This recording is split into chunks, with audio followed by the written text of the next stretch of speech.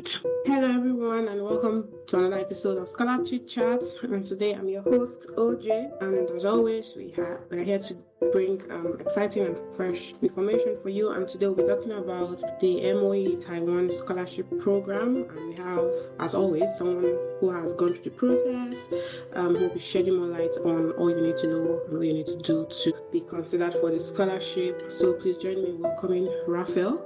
Welcome, Raphael. We're very, very honored to have you here. Thank you. Thank you very much for the invite. And, I'm glad that I'm here, and I look forward to sharing with you guys everything that I know about studying in Taiwan and the MOE Taiwan Government Scholarship. Thank you so much. Super thrilled to have you. Before we go into the scholarship, I want our listeners to kind of get to know you. So can you please share a bit about your background? Okay. Well, first of all, in case you're listening to this, I'm Nigerian, and I did my bachelor's in the University of Nigeria, where I studied pharmacy. And due to my interest to go into more of drug discovery research, I started looking forward to opportunities abroad, and I had noticed that there seems to be a very big competition for applicants in the US, Canada, Australia, and some parts of Europe. And I've always been interested in a fully funded scholarship. So when I started noticing the idea to continue with my career, especially with respect to drug discovery research, I started looking for a place where I can have the opportunity to upgrade or build my profile so I can stand out and become a competitive applicant. And my whole target was Asia. Frankly speaking, I made only few applications outside of Asia for the first time. So with focusing on Asia, I discovered the Taiwan. I never knew about Taiwan until 2021. And that was how I got to know about the universities in Taiwan. And I went there, did my master's. I did master's in pharmaceutical sciences. Then right now, I'm a PhD student at the University of Michigan and Ann Arbor in the United States, and currently doing research on applied computational chemistry and peptide synthesis. Yeah. Well, that's such a journey, and it's very, very interesting background that you've shared there. And I think you are right. A lot of times when people think about studying abroad, US obviously comes to mind, and a lot of European countries. And people rarely think about Asia, and people also don't think about Africa because there are also some, I would say, pretty good scholarships in Africa. But Asia, true. Taiwan is also, and also when people think about Asia, I don't think Taiwan comes to mind. Like, we think maybe South Korea, China, bigger countries. It's a very wonderful island and beautiful place, very developed. So I had that kind of mindset. But right now, that is changing. I've been doing massive awareness when it comes to studying in Taiwan. And ever since I went to Taiwan, it's been, we'll probably discuss that in detail, but it's been wonderful. So a lot of people are beginning to catch up now. Yeah, thank you so much for sharing that, your story, and introducing yourself to us. So, I think you've talked a bit about this, how you heard about this scholarship. I think it was, I don't know, did you externally hear about it, or it was purely based on your research, as you stated? Okay, so look at how it worked. First of all, when I discovered about Taiwan, I just focused on making applications to the universities in Taiwan, right? In fact, I discovered about Taiwan almost when most applications are closing. So only some of the schools that still had their applications open were the schools that I was able to apply to. Then when I was going through the university website, I discovered they had, because I was looking at, funding opportunities. So I discovered that they had what is known as the MOE Taiwan Government Scholarship on the university website. So on reading about the MOE Taiwan Government Scholarship, I discovered how I can go ahead to make those applications. So these are independent discoveries. It wasn't like I knew about the MOE, and it wasn't like I knew about how you can use the MOE to study in Taiwan in the first place. So I only got to know about the MOE from the university website. Awesome. Okay, that's pretty cool to know. So can you please share with us your discovery of what the MOE Taiwan Taiwan Government Scholarship is for those who are hearing about it for the first time? Okay, thank you. So the Ministry of Education, MOE Taiwan Government Scholarship is right now I can tell you that as an international student who is interested in studying in Taiwan, it's one of the best scholarship you can have. In fact, it's the highly ranked scholarship you can get if you're interested in studying in Taiwan. And they have other scholarships depending on the country where you're coming from. They have the Ministry of Foreign Affairs. If your country have diplomatic ties with Taiwan, then good and fine. You're eligible for MOFA. But as a Nigerian, I'm eligible for MOE scholarship. I'm also eligible for a couple of other scholarships, which are the university scholarships. Now, the good thing about Taiwan is this. When you look at most of the universities in Taiwan for graduate school applications, you would always be considered for the university scholarship once you are applying. So if you stand a chance of getting admission, you will automatically be considered for a scholarship. Rarely are people not given scholarship. Now, when these scholarships have different categories, like for instance, my school, Taipei Medical University, they have different categories of scholarship. They have the government scholarship, which is the MOE. They have the type 1 or type A. They have the type B. Now, type A is for those who are interested in doing a master's degree and PhD. So type A is you get the school scholarship that will cover your tuition and also give you stipend. Then while type B is the one that will only take care of your tuition and you will be able to work and take care of your stipend. And there's type C, which is I think type C is is the one that you don't get any of those offers. So I don't know if I'm mixing it up, but yes, there is a university scholarship that you can also be considered for, and you're automatically considered for those types depending on your credentials and how good an applicant you are. But most universities do this consideration. Then the MOE is like the special type of scholarship that if you apply, now it depends because you're going to apply from your country. So if you are you're able to get the MOE scholarship, then you can use it to study in any of the universities in Taiwan, any university of your choice. Oh, wow. That's quite a detailed response. I feel like there are many who have many ways for us to going through more detail in various parts of what you just mentioned. Definitely. Yeah, I think that's what we'll be doing. But thank you so much for that very detailed background. So I think before we start going into bits and pieces of the scholarship process, can you please share with us what the scholarship covers? You kind of hinted at it by your response that there's one that covers your tuition and stipend. Does it also cover things like maybe your visa cost and travel and other sort of things? No, it doesn't. The MOE, just like a lot of scholarships out there, only few scholarships cover travel cost and all that. So MOE scholarship does not. So basically what happens is this. So the MOE covers your tuition and approximately or about they give for your tuition, because you're not going to know about it because it's a fully funded scholarship. But your tuition is almost equaling to about 40,000 new Taiwan dollar, which is approximately about 1,200 USD. So that is what the tuition cover from MOE is.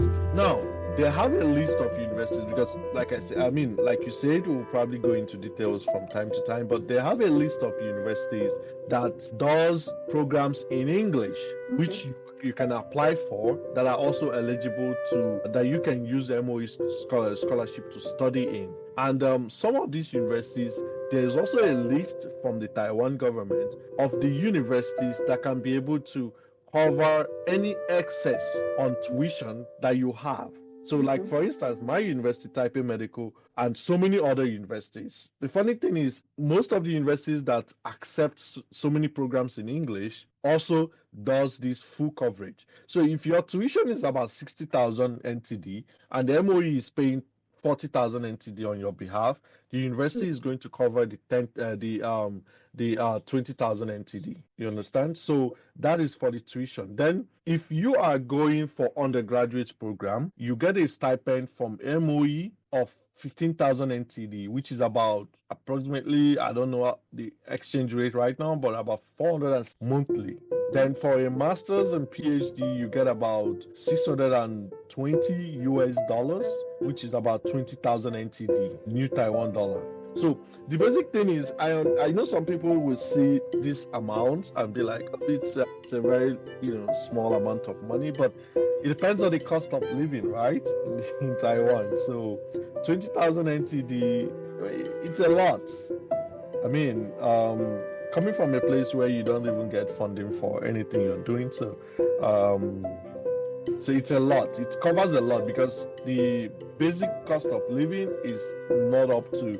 I mean, if as a single person you can find an apartment that you can pay, like the place I lived before I left Taiwan for the US, I was paying 5,500 new Taiwan dollar as my monthly rent.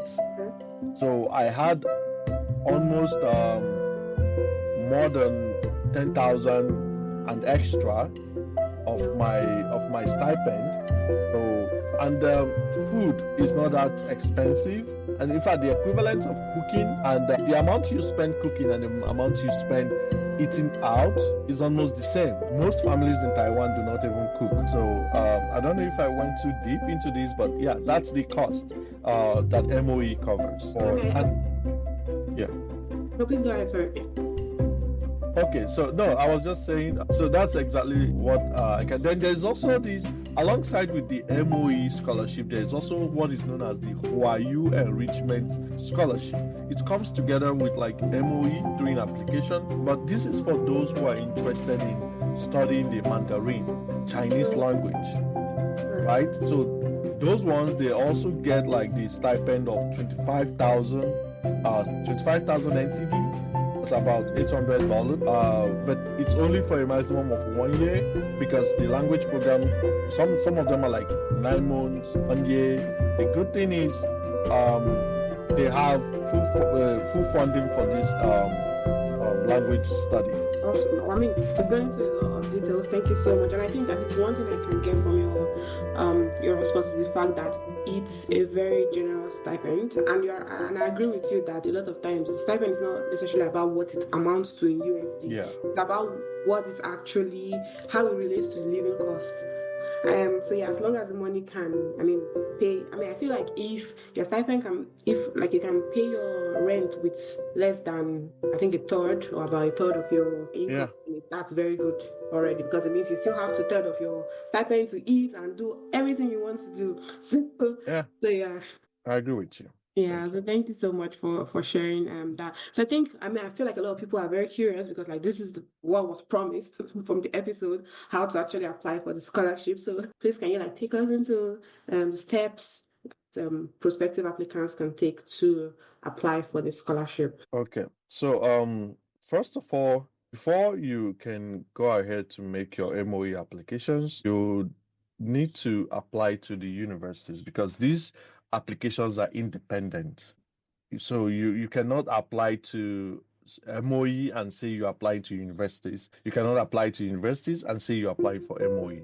So because the MOE Taiwan Government Scholarship is handled by the Taiwan government and most especially the embassy or trade office of Taiwan in your home country. So then that of the universities are handled by the university. So the first thing you have to do is most of the universities begin their application adverts for 4 semesters around October, November. So that is when most of the universities open up applications for the fall semester. They also have spring semester, but it's usually very competitive and there's usually no funding. And again, the MOE scholarship only starts from the fall semester. So you cannot be applying for spring and you be looking for MOE scholarship because it wouldn't tally with the time frame. because you might already be in Taiwan when you've already started your spring admission offer, and by then MOE is yet to be out, because most times MOE adverts are usually posted in January of every year or February. So by the time you start your application late every year, around that October, you must have applied to most of your universities of choices. Then when MOE advertises their scholarship in January or February, then what you need to do is, when I applied for the MOE scholarship, there is no online application.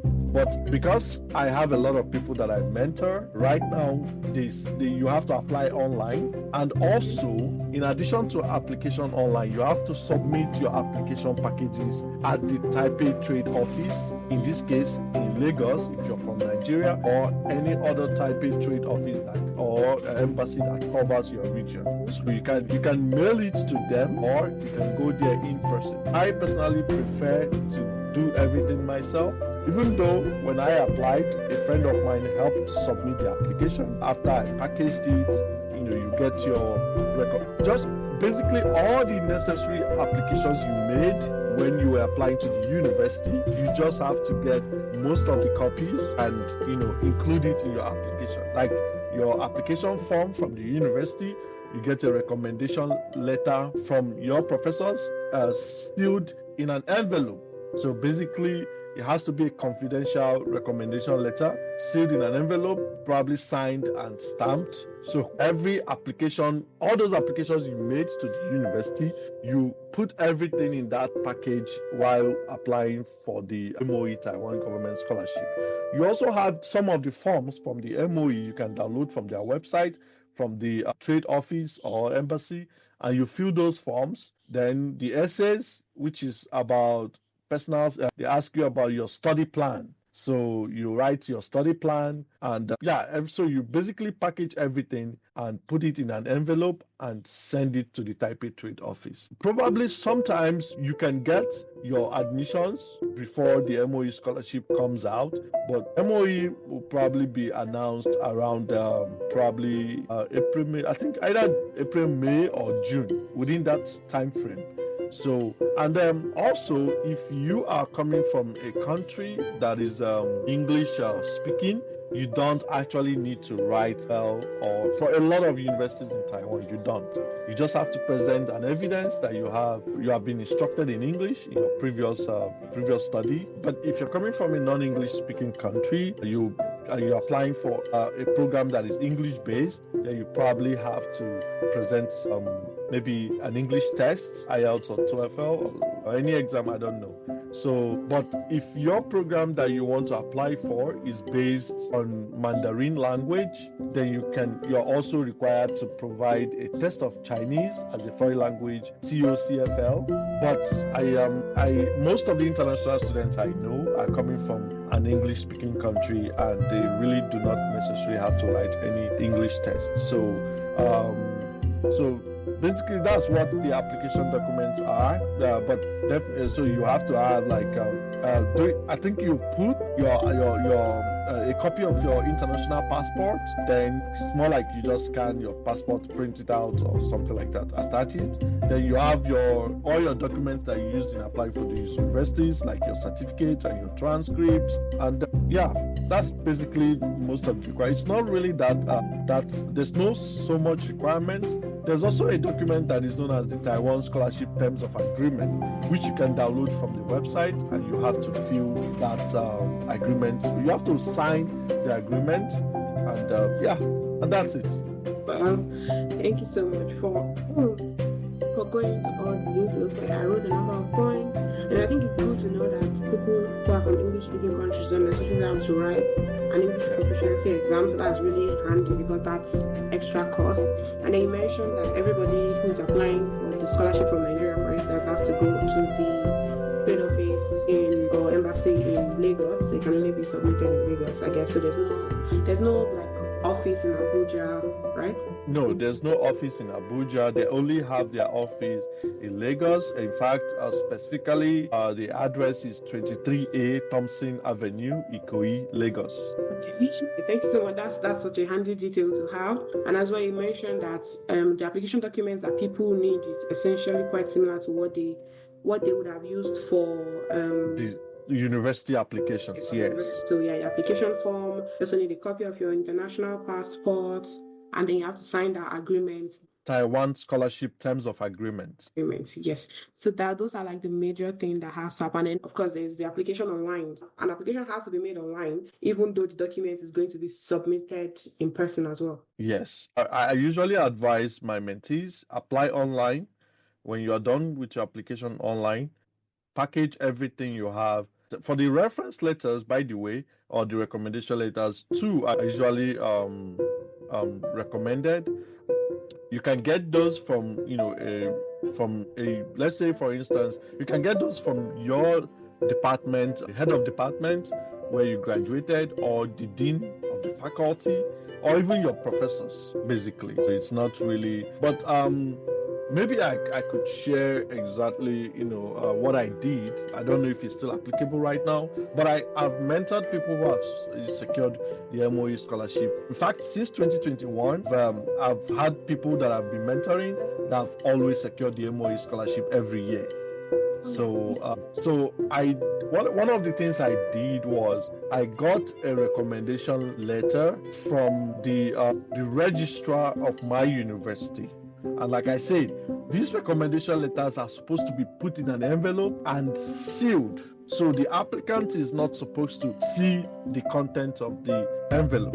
Now, how did I do it? Like I said, you have to have enough time. That's why you have to know about these things on time so you can begin to prepare. So I wrote a letter to the university seeking a recommendation letter from them for the application that I'm making, the MOE scholarship. So I got a recommendation letter from the registrar of the school, of my school, the University of Nigeria. So then and it was sealed in an envelope as well. Then I got a recommendation letter from my professor, who also sealed it in an envelope and signed across the envelope. So I got these things hard copy, they're more like in hand, and I now put everything, including all my application packages, into the envelope, which I sealed and eventually sent to the Taipei Trade Office.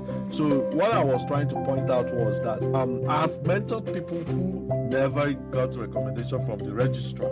In fact, for 2 consecutive years now, I've had mentees who got the MOE scholarship, and they only got their recommendation from their professors as well as their undergraduate supervisors. So it's not a necessity, but that was what I did. So I just wanted to be very accurate about my own process. Awesome. Okay, so when you say like professors, do you mean like professors in like their undergraduate university as well as Yes, their undergraduate university. It's important that you have someone who can testify to your capability, especially when it comes to research, and your ability to basically be of good sound mind, and and all that people can put up on recommendation letter to show that you're a good candidate. So yes, and most people who can do that are people who know your capacity, basically. So basically I always advise people, if you finish from a place where you're supposed to do a project by the end of your undergraduate study or your master's, then you get recommendation from your supervisor or PI. Once you have that recommendation, then you can get another recommendation from a professor from your program. So if that person is not available, then you can also get from maybe the dean of the faculty or the head of department. So usually people who can testify to your capacity and your ability to succeed as a graduate student. Yeah, thank you so much. Thank you so much. That's very helpful. That there are different levels that people can like get recommendation letters from. So people don't necessarily have to go for the registrar. They can also go for HOD. Then you can also go for, your supervisor. I think is a constant sort of, because that's the person that's closest to you. Yeah, so thank you so much for shedding light. I think one thing you just mentioned as well in your response is about time. So you're like, you have to do the about the process and time so that you can apply. And I was wondering if you can give a kind of overview of the application cycle. I know you mentioned that universities, you can apply to universities from like October, and then the MOE itself starts in like January, February. So what like the deadline to apply to universities, and then what's like the deadline to also apply to the MOE? I guess I don't know if it fluctuates annually or the same. Yeah, sorry. So it fluctuates annually. Even the MOE adverts fluctuates annually. Like this year, it was advertised on 9th of January on the Taipei Trade Office. I think the deadline is going to be on May 15th. So, and they will be able to notify successful applicants from when again. June? I think, I was like thinking maybe, I think it fluctuates, but from May 30th, applicants should be able to, applicants should be able to get notification, yes, on the successes of their MOE application. And all you need to do is when you get the MOE scholarship, you just have to send your MOE letter to the university, and that's it. There's no rigorous processes. So what about like for the universities? Because you said people have to apply to the university separately. Yes. Separately, yeah. So different universities have different timelines. So, but for instance, depending, most times they advertise for both fall and spring at the same time. So like I said, and spring admission, even when you get spring admission, it's like you're in a hurry, because most times you get the offer maybe around January or February, and they're telling you to start around April or May. So there's no really enough time to prepare. So I usually advise my mentees to apply for fall, but it's okay if you can apply for spring and still get funding anyway. So the timeline is usually most times different universities advertise from October, November, or even sometimes in September.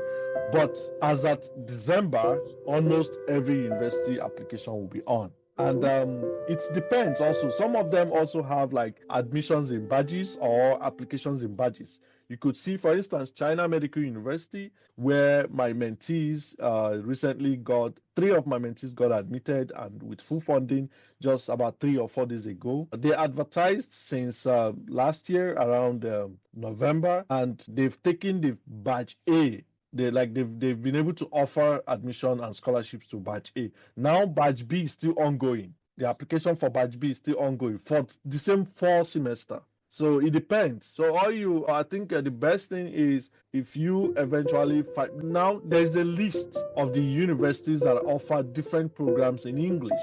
So I usually refer people to that list, which you can find on the Taipei Trade Office website for the MOE advert. So you see a list of all the universities in Taiwan and the various programs that they offer in English. Because if you go for programs that are offered in Chinese, then you have to present an evidence of Chinese language. But with the English, if you're coming from an English-speaking country, then you don't have to.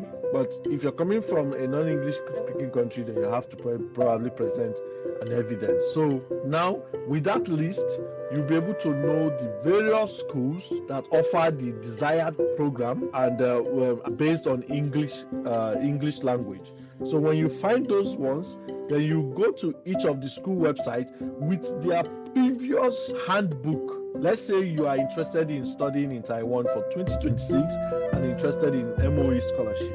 The handbooks that are all on the websites of various universities in Taiwan for 2025 can give you a guide as to when they will probably advertise and how you can be able to go about it. So it's important to start early, and you can do that by looking at what the prospectus or the handbook from the university looks like for the previous years. Yeah, so such is the timeline. So sometimes it differs, sometimes it does. But I know that as at December, every December, you would know all the universities must have opened up applications. Awesome, thank you for that tip. So it's handy that to know that we can like look back to the previous handbooks to get like an idea of what would happen subsequently. Yeah, so thank you so much for that tip.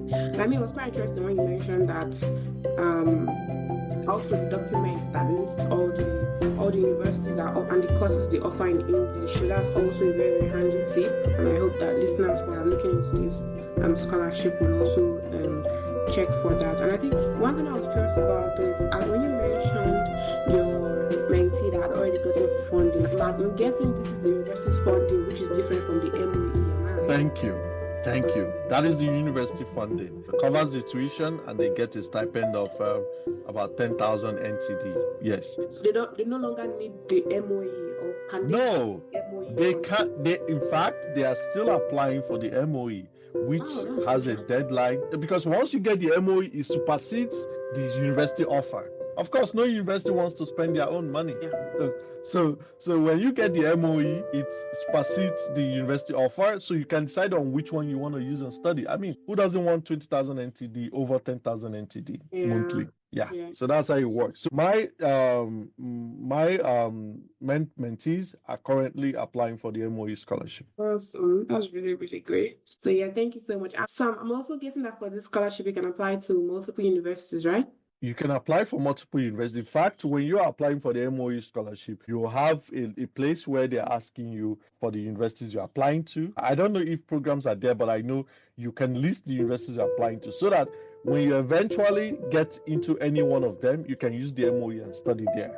Is there like a maximum, or there's no maximum? Like you can just apply? I don't think there's a maximum. Yeah. Okay. But when I applied, funny enough, like I said, I applied when it was almost deadline for most universities. So I applied to only one university, which is the Taipei Medical University, and that was the school I got in Taiwan. Though then I had offers from some universities in China, but the funding was not coming through, and some of them also had partial funding. But I mean, I had to choose the one with the full funding. I see. Well, that's very interesting. I mean, that's super fortunate that you did it with one university. And surprisingly. That's great. That's really great. So I think you've mentioned that you can get this at the undergraduate level, master's level, and at the PhD level. Is there a difference in the application requirement? No, there is none, but definitely you would expect that of the graduate application will be harder than this. But at the end of the day, the question is, what's your study plan? And that is where everything lies in. If you're able to give them a concrete study plan about why you want to study in Taiwan and what you want to do when you go to Taiwan, then I think that's going to be the major the major criteria for them to decide. So if you have a good study plan, then good and fine. So but I would want to also, because I just remembered this, I would want applicants to know that Taiwan is a place that, I don't know, like it's a place that is full of culture. I love the culture over there. So, and if you end up getting like the university scholarship and you don't get the MOE, because for instance, the MOE, the advert on the website, the MOE scholarship is usually offered to only 3 people, and that's the problem.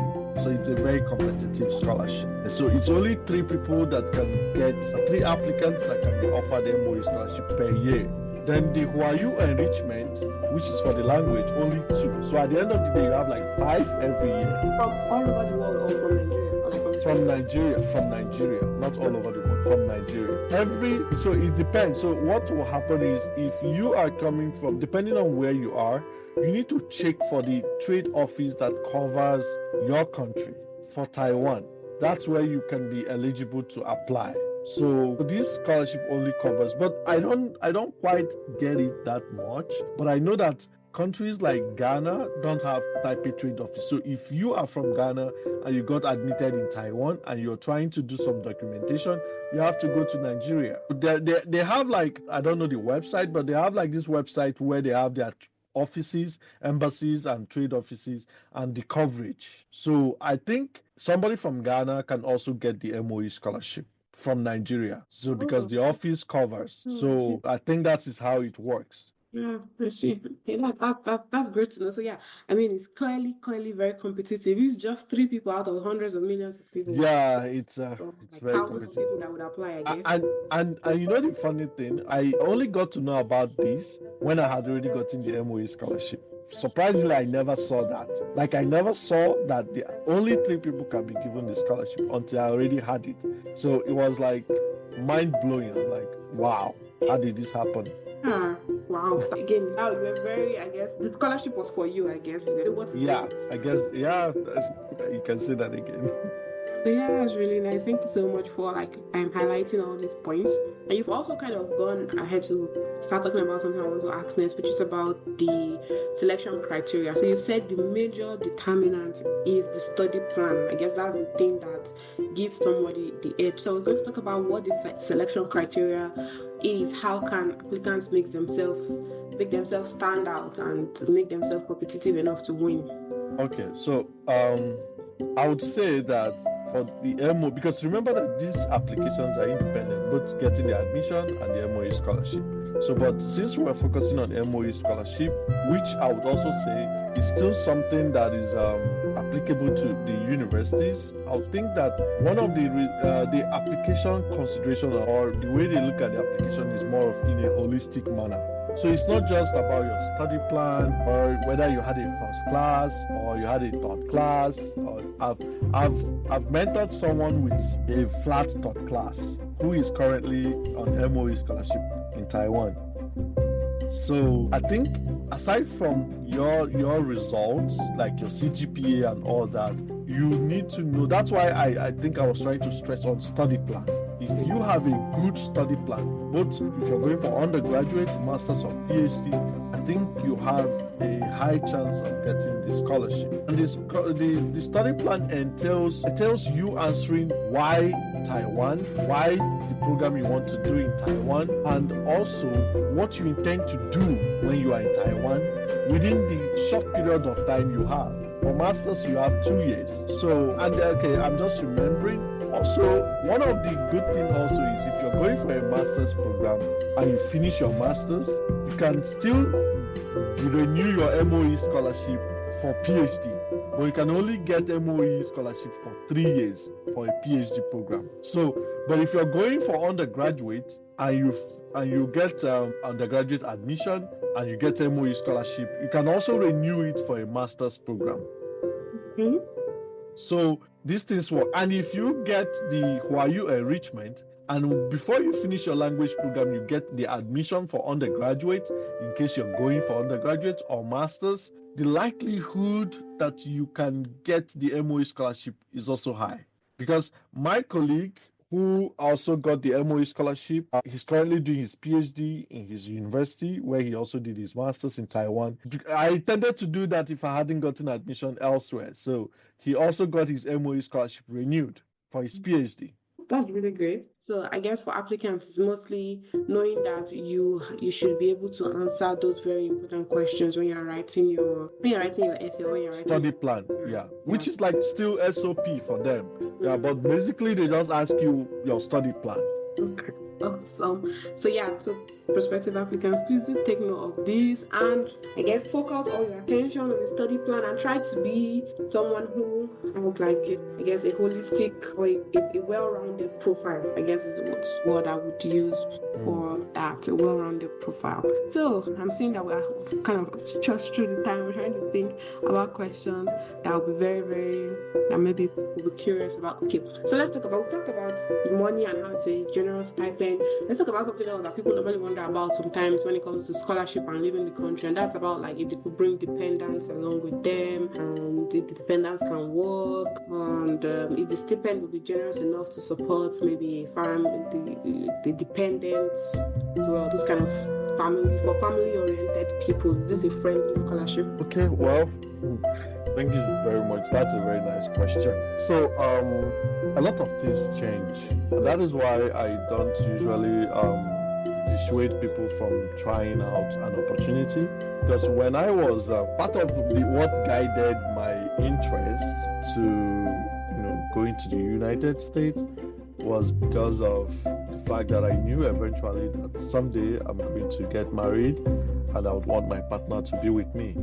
And when I was in Taiwan, a lot of people who were married were finding it difficult to bring their partner from Nigeria. So I don't know about other countries, but specifically for Nigeria, it was a little bit harder. And so that's actually, influenced, because I love Taiwan. I love Taiwan so much. In fact, if after my PhD I get an offer to return to Taiwan and work there, I'll take it swiftly. It's a beautiful place.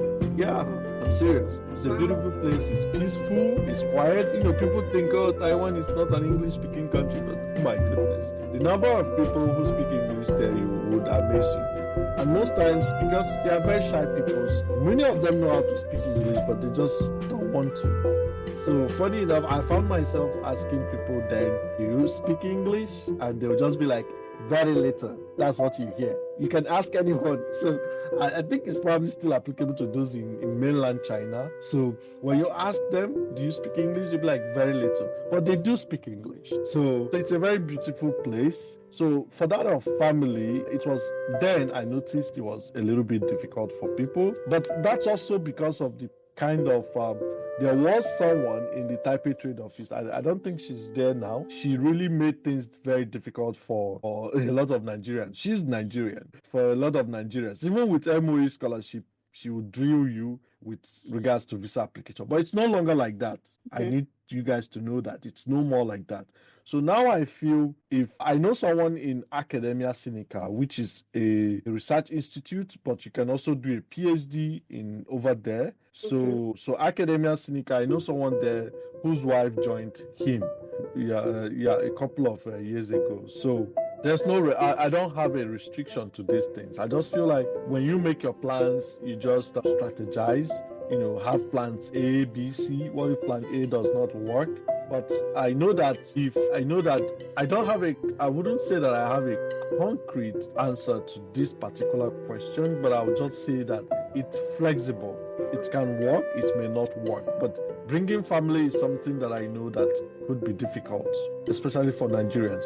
But also, when your wife eventually joins you, or if your wife eventually joins you, working is not an issue. Most people teach English or work in restaurants and earn wonderful amount of, they pay them very well. In fact, I know people who never got any type of funding, but because they are doing the part-time work, they are earning so much. They even send money home.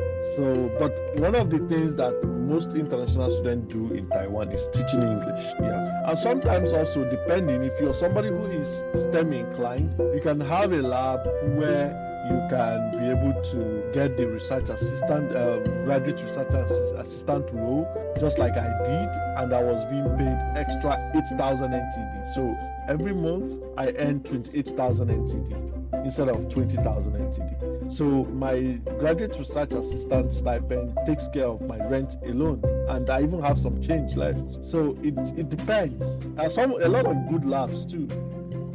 So a lot of things are just, I think when it comes to the aspect of bringing family, it's a tough response to give. But I think it also depends on where you're coming from, and again, the institution you are in. Like the school I went to is a private university, but it's a very well-known private university. It's like one of the best universities in Taiwan. And they were very supportive back then, but I didn't have a partner then to bring. So I never really tried. Right, thank you so much for that. So I mean, that's quite good to know that it's complicated, but it's possible. So it's not it may not be too super straightforward, I guess. Another question that people ask as well is about post-scholarship obligations. So is there like an opportunity to stay back? Is there like maybe a post-study visa? Or do you have to leave as soon as you're done with your master's or your studies? Let me not say master's, as soon as you're done with your studies. I mean, you've mentioned the possibility of like extending, but let's say you've done like you don't want to do a PhD, for instance, and you did a master's, or you've done your PhD, and is there, how does that look like? So there are a lot of I know a lot of people who finished one or two graduate study programs and they stayed back in Taiwan. If you can find a job, like I said, most of the jobs that people do, which gives them, there are jobs you can be doing and you just have enough time for other things that you want to do. So I know a lot of people who stay back and they just, if they want to teach English or they want to work in an industry, Taiwan has a lot of industry. Even though you would benefit more if you can speak the language, but I know some people who eventually got opportunities in working for some companies in Taiwan, but there are few. But I know what most people do is they teach English. So yes, after you are done with your study, if your visa expires, you can get an extension of 6 months to look for a job or look for something to be doing. If after the 6 months you still haven't gotten anything, you can still extend it. So you're not mandated to leave the country immediately after your study. No, you're not. So you can stay back and look for some post-study opportunities. And if you're not getting it, you can still extend until you find some, or until you probably get tired and be like, okay, let me just change environment or go back home. Okay, that's helpful to know. At least I think that's encouraging for some people who may want to try like you now. You've very obviously stated that you really love Taiwan. You would have loved to stay back. So I'm sure there'll be people like that as well who will be like, okay, what if I go there and I want to make it life there? Is that an option for me? So it's really great to know about that. And you mentioned the fact that learning the language would be helpful. I know you said like the degrees are in English, or some of the degrees are in English, and so people can opt to take that. But like for you, I believe you took an English one. Did you have to learn Mandarin, or did you pick up the language at all? I actually made I'm laughing at myself because I actually made an attempt now. So basically, it was not, MOE scholarship does not mandate you to learn the language, but MOFA does, especially for those who are going to be applying for MOFA, whose country have good ties with Taiwan. So MOFA does, but MOE does not. So I didn't, at first I didn't want to learn the language because it wasn't necessary. I was communicating well with almost everyone. Even an average person who does not understand English, at least you can communicate by sign or stuff like that and they would understand you. So, and everybody uses mobile phones, so you can even translate for those local people that you might not be able to communicate to very well. So what I did was, towards my finals, I enrolled for an English program, for a Mandarin language program in my school, which is offered. Almost all the university can offer it, you can take it. So, but I had to drop it because there's a two-way of teaching Mandarin. There's a Pinyin form. Pinyin is like writing it what they speak, but writing it as if it's in English. So it's more easier for me to learn with Pinyin. Like when you say something like ni hao, it's like NIHAU. Ni hao, yeah. So ni hao. So that's how Pinyin is. But when they start writing it in their language, in the calligraphic form, it becomes a problem. So I had difficulty with that. So we were being taught with Pinyin at first. It was easy. I was learning until I don't know what just happened, but the teacher switched. And I'm like, no, I can't do this. So because I had a lot of things going on, so I had to drop.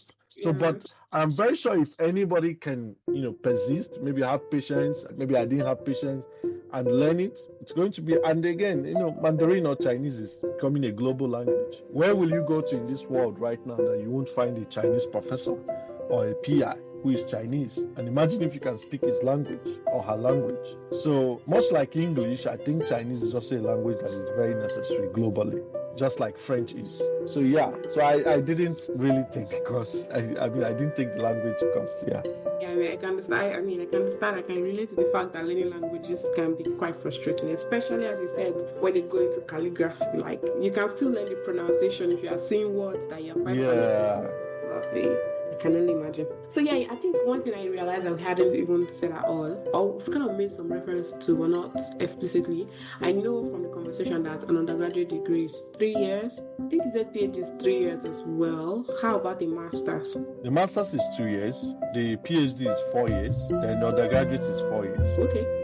Yeah. So thank you so much for clarifying that, and thank you so much for your time and for going to very all the details. Truly, I feel like I'm very ready to apply for the Taiwan scholarship right now, and I know how to start and have a very good idea. So I just want you to give listeners, prospective applicants, your final thoughts, final words of advice for them as they undertake the application process. Well, my final word of advice is this: just like life is very dynamic, it's important that as a human, you make your options very dynamic. Whatever your dream is, as long as it has to do with you building on your career or getting more qualifications for the future, it's worth pursuing. So, and when you do that, it's important that you do it in a very strategic manner.